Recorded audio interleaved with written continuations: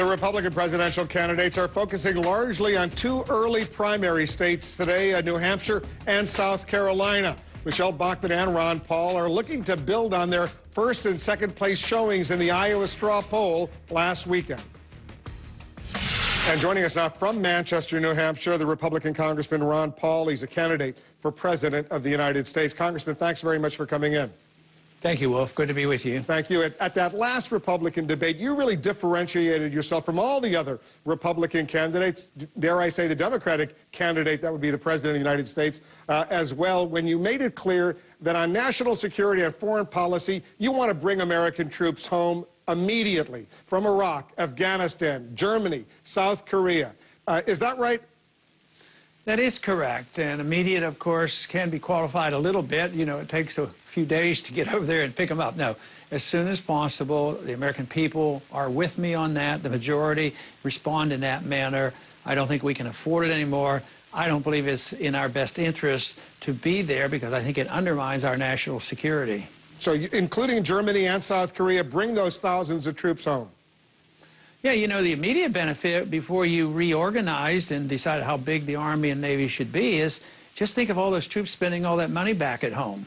You know, and, you know, a few years ago, and they're thinking about, again, to close down all the bases here at home. Well, there are some bases in this country that probably should be open, but the ones overseas are more important to be closed down than the ones here. So I'd bring the troops home and have them spend all those salaries here at home, because Germany actually likes us to be over there for economic reasons. That helps them, helps their economy as well as the other countries. So I would say the immediate effect would be even the psychological benefit of knowing, wow, things are changing. He's bringing these troops home. This is going to help our economy. And I just want to clarify your position on Iran. Do you believe Iran represents no real threat to the United States?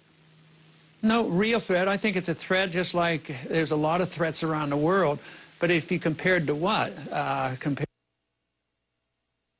Soviets, we stood down. They had 30,000 nuclear weapons, and that's when I was in the military. You know, during the Cuban crisis is when I was drafted. So, yes, there's always some threat, but there's not that much from a country like Iran. They can't even produce enough of their own gasoline. They don't have any intercontinental ballistic missile.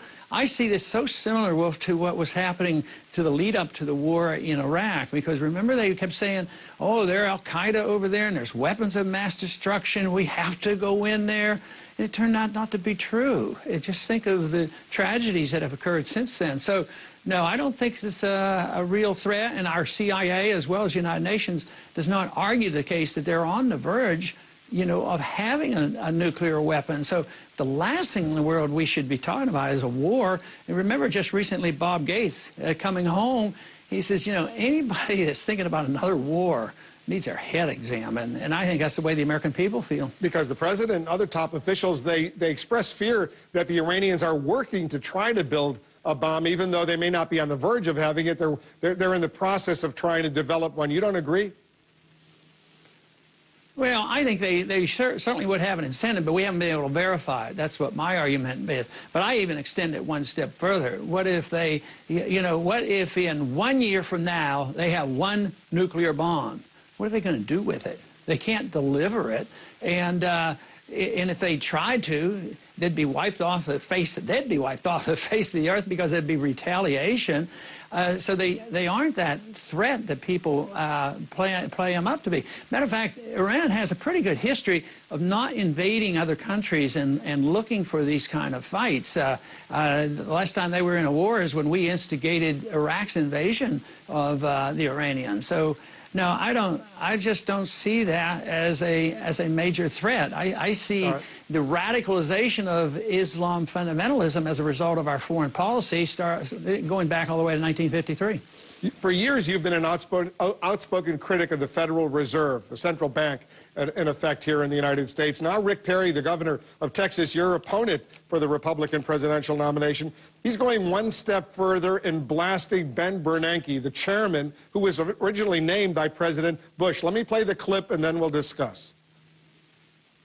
If this guy prints more money between now and the election, I don't know what y'all would do to him in Iowa, but we would treat him pretty ugly.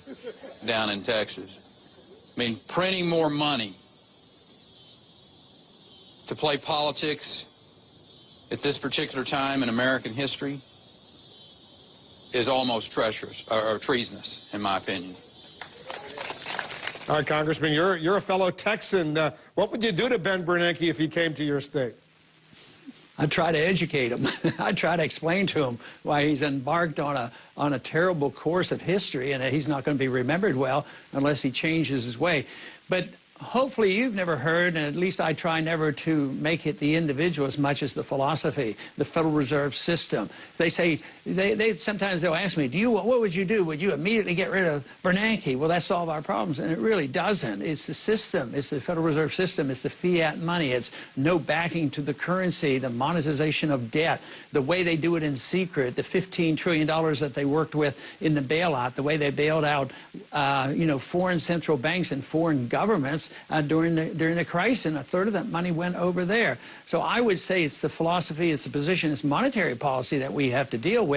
So he is not my target, even though I hopefully address it in a different manner when he's before the committee and try to ask him questions. Well, to expose what he's doing in running the monetary system. So did Rick Perry cross the line in talking about treason, talking about getting ugly? I mean, you know your governor. Tell me, is he temperamentally qualified to be president of the United States? Well, it may surprise you. I don't know the governor. I don't recall ever having met him. Really? No, I haven't met him. I didn't know he had an interest, and I don't know exactly what he's up to. So I just don't use that language. I would think that he wasn't being literal. I just don't believe that he believes that, but those words did come out of his mouth as you just revealed. But no, I think it's different. In politics, it's very easy to target somebody by name and target your opponents and talk about them specifically. In many ways, I try not to do that. It's hard for me to believe. He's been governor for 10 years, and he doesn't know one of the most distinguished members of the congressional delegation. But let me move on, because we're almost out of time. Has the national news media been fair to you? Well, a lot of other people say they have not been. What do you say? Well, I think candidates are, have this belief that they're never treated really fairly. But generally speaking, I would say it was really weird. And in that sense, I guess that verges on what people are saying. It was very unfair that I did pretty well, in Ames, and achieved, a bit of a victory from our perspective. And then to have 5 networks not take any interviews, and then we had one major network on Monday morning that got canceled at the last minute. So it was different, definitely different. But I don't dwell on the word fairness and what am I going to do about it. I just try to keep doing my job and presenting my case. And I figure, we probably sort of won that little argument because we did get many interviews and many things on the internet where I think we benefited by showing, well, what are they afraid of? Yeah. Why can't they recognize what Ron Paul's doing? So I would certainly... Yeah, I just want to, sorry for interrupting, but I just want to ask you one final question. One of my, a Twitter follower asked me to ask you, if you don't get the Republican nomination, would you consider running as an independent? I haven't thought about that. Right now I'm concentrating. I'm in the middle of a race. I described it today as like I used to run track. I don't think much about the end. I just run hard and see how things come out. But as far as contemplating third party, that has not given me any serious thought at all. Hey, Congressman, I'll see you September 12th when CNN hosts the Republican presidential debate in Tampa, Florida. Good luck. Thank you, Wolf.